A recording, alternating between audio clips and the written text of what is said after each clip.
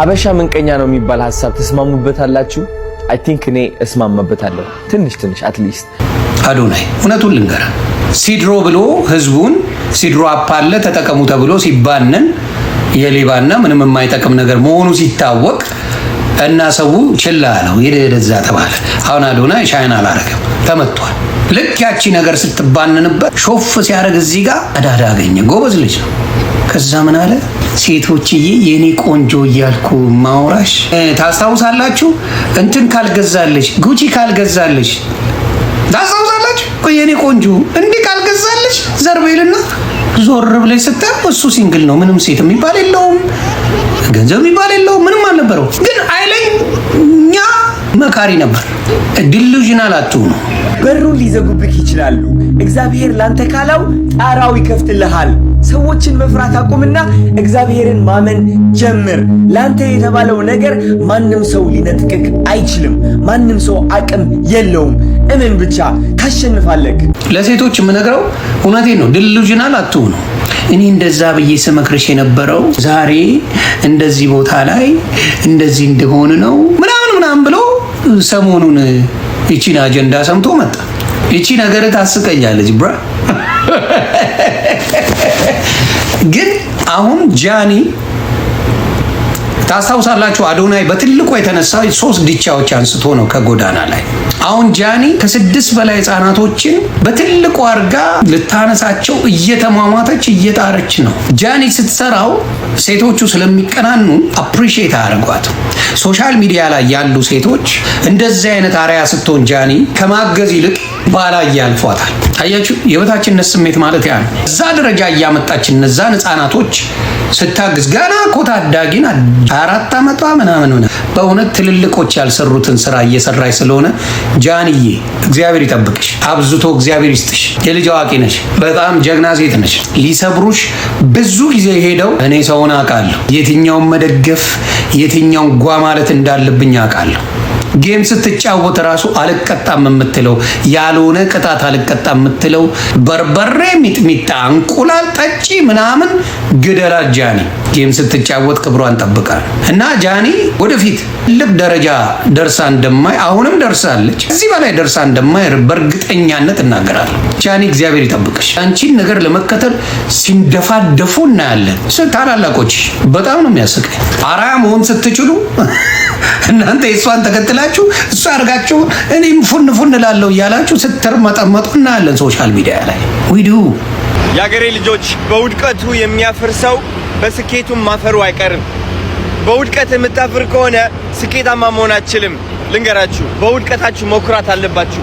የሚወድቅ ሰው ጀግና ነው። ልንገራችሁ፣ ውድቀት አያሳፍርም። ውድቀት ያጀግናል። ውድቀት እየሞከራችሁ እንደሆነ ምስክርና ምልክት ነው። ተረዳችሁኝ? ውደቁ፣ ደጋግማችሁ ውደቁ። መውደቅ የሚፈሩ ስኬታማ አይሆንምና እወዳችኋለሁ። አዶናይ ሻይን ያደረገችው ጃኒ ነበረች። ኤቭሪባዲ ኖውስ። በደንብ ነው የተጠቀመባት። አዶናይ አክንትፍ ተብሎ የተጠፋ ሰው ነበረ። አደባባይ ላይ እየወጣ በቀን 5 ነበር ሴጋ የምመጣው ዊድ ነበር ማጭ ሰው ምናምን ባለው ሰው ሊያየው እንኳን አልፈለገም። አዶናይ በተገፋበት ጊዜ የማይቆጫት ስራ የሰራችው ጃኒ ገብሩ ትባላለች። እግዚአብሔር ምስክር። ማንም ሊያየው ባልፈለገ ሰዓት ማን ጠብሶት ነበር ኢትዮጵያ ላይ? ማን አጠገቡ የመጣች ሴት ነበረች? there was nobody። ጃኒ ግን ሻይን አደረገችው፣ ከፍ አደረገችው፣ በደንብ እንዲታወቅ አደረገችው። ማንም የሚያውቀው የምናውቀው ታሪክ ሙድ መያዣ የነበረ ልጅ ነው። ልጁ ግን ካረገችው በኋላ መንገዶችን ላጥ ብሎ ሄደ። የማቸው እሱ በፈለገበት መሄድ መብት አለው። ግን እውነታው የሚታወቀው ይሄ ነው። ለምንድን ነው ጠይቁት እስቲ። አትጠይቁም መቼም እናንተ አንድ ሰው በጣም ከፈመሰና ልክ ነው ካላችሁ መጠየቅ ትፈራላችሁ። ሲድሮ የሚባለው እየደረሰ በጣም የሚጠቅም ነው፣ ትልቅ ነው። ይሄን አፕ ዳውንሎድ አድርጉ፣ ተጠቀሙበት ሲል ነበረ። ቀረ። ለምን ቀረ? ያመነበትን ትክክል ነው ያለውን ህዝቡ በሙሉ ዳውንሎድ ካደረገ በኋላ ኢንፎርሜሽናቸው ከተዘረፈ በኋላ አቁሙ ማለት ምንድን ነው? አንድ ሀቅ ነገራችሁ ፈልጋለሁ። ለምን እንደሆነ ባላቅም በጣም ብዙ ኢትዮጵያውያን አሉ የጓደኞቻቸው፣ የቤተሰቦቻቸው፣ የወንድሞቻቸው፣ የእህቶቻቸው፣ የፍቅረኛቸው፣ የሚስታቸው፣ የባላቸው ስኬት የማይፈልጉ በጣም ብዙ ሰዎች አሉ። ኦፍ ኮርስ ሁሉንም መውቀስ አልችልም። በጣም ብዙ ጥሩ ሰዎችም እንዳሉ ማለት ነው። ይህ ከየት ነው የመጣው? ለምንድን ነው ብዙዎቻችን ለመቅናት ቀላል የሆነው?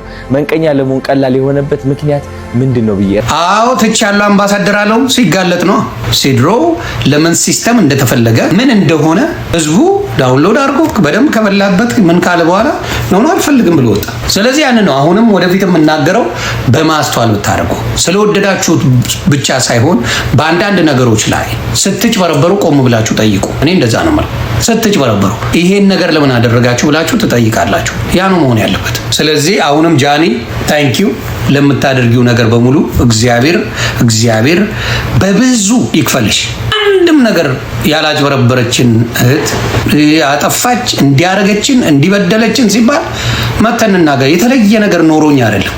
እማየው ፕሮግረሷ የጃኒ መልካም ስለሆነ ነው። ታረጋቸው ነገሮች በእውነት ነው የምለው በቃ የሆነ አንጀት አርስ ናት። ስታየው አንጀት የሚያርስ ነገር አላት። እግዚአብሔር ይጠብቅሽ ይሄ ከክፉዎቹ ከመርዘኞቹ እና እንትናም ትመቸኛለሽ። ዩቲናስ የምትባል ዩቲናስ እና እሷ ይመቹኛል። ጎበዝ ልጅ ናት። ጎበዞች በርቱ። ዩቲናስ የምትሰሪው ነገር ደስ ይለኛል። ጎበዝ ነሽ። በደንብ ትሰሪያለሽ። እንደዚህ የሚጥሩ እህቶች በጣም ደስ ይሉኛል። በርቱ ነው የምለው።